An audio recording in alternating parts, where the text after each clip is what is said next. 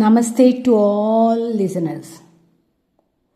Hare Krishna, Krishna Krishna, Hare Hare, Hare Rama, Rama Rama, Hare Hare. As the Ramayanam unfolds, a new chapter gently opens before us.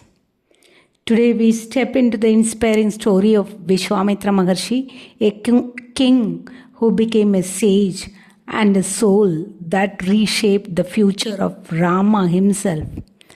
With folded hands and humble hearts, we step once more into the divine world of Ramayanam. Let us bow with reverence to the lotus feet of Lord Rama, our refuge, our light, and our eternal guide. As we stepped in part 6, two young princes had crossed the threshold of childhood, stepping into a sacred path where duty, sacrifice, and divine destiny would slowly unfold. So thus, leaving the marble halls of Ayodhya behind, they both, Rama and Lakshmana, started walking with the Maharshi Viswamithra.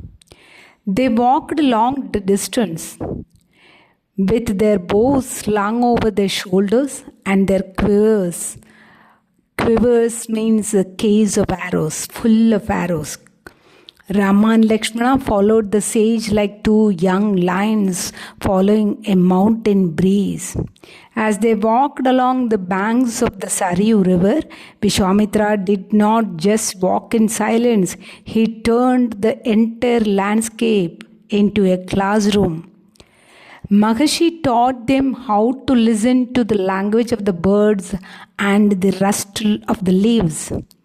As the sun began to set, Maharshi initiated them to the Bala and Ati Bala mantras, ensuring that the heavy forest air would only make them stronger, never tired. These mantras ensured that boys would never feel hunger, thirst, or fatigue. They also protected them while they slept. Children, you know, Viswamithra was once a king named Kaushika, a man who lived behind high walls and commanded vast armies. Viswamithra stopped turning to the boys and, with a smile as warm as setting sun, he said, "My children, look at the sun. He is the first guru. Before we rest, let us offer our prayers to the light that never dies." So please note, there was no fear in Rama's lotus-shaped eyes. Beside him, loving brother Lakshmana kept his hand on his sword.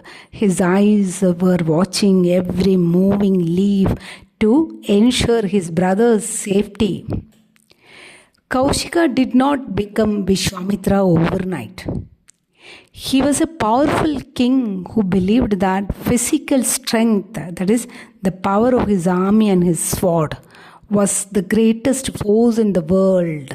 He realized that his crowns, his elephants, and his bronze weapons were useless against the quiet power of a soul. So here the story starts how Kaushika became Viswamithra. One afternoon, Kaushika was marching with his massive army, thousands of soldiers, horses, and trumpeting elephants. They were tired, dusty, and hungry. They happened upon the quiet green hermitage of sage Vasishta.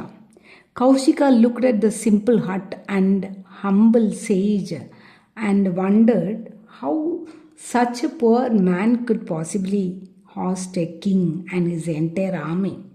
Children, imagine this scene. King Kaushika looked around the tiny, quiet ashram and felt a wave of worry. Behind him stood thousands of tired soldiers their throats parched and their stomachs growling with hunger. He looked at the simple straw hut of Hage Vasishta and thought, how can this poor hermit feed a whole army?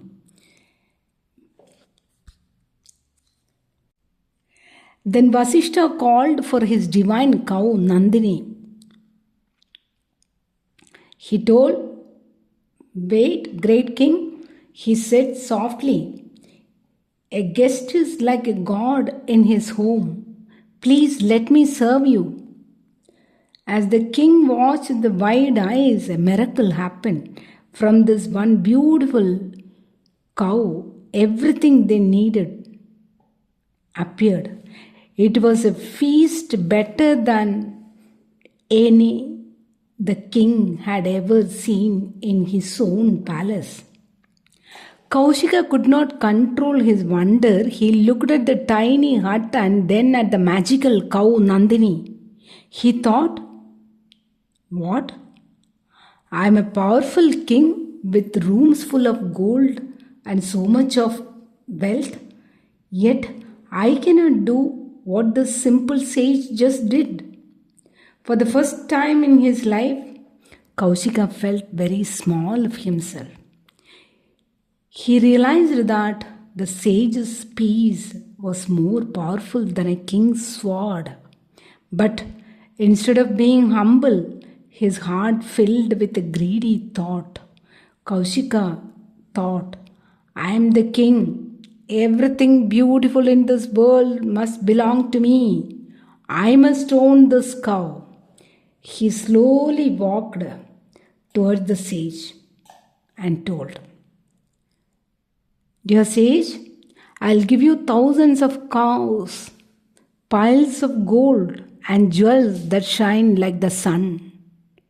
Also, Kaushika promised, I will even give you half of my kingdom just for this one cow. But Vasishta calmly refused. He spoke very softly. King, to me this cow is not a piece of gold. She is the source of my prayers and my peace. Even for all the wealth in the world, I will not give her away to anyone. When Vasishta refused, Kaushika felt a sharp sting of humiliation. He realized that his swords were like blades of grass compared to the Brahma Tejasa, the light of his soul held by Vasishta.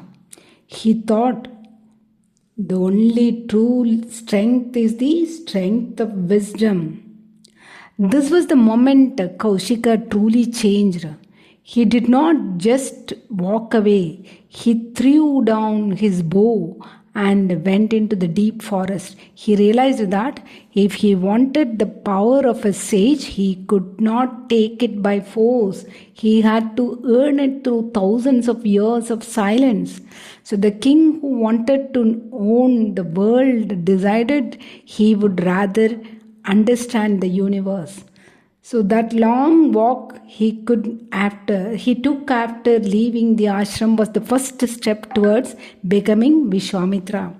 For several of years, he performed unbelievable tapas. He faced many tests, including this time with Menaka and his struggle with his own anger.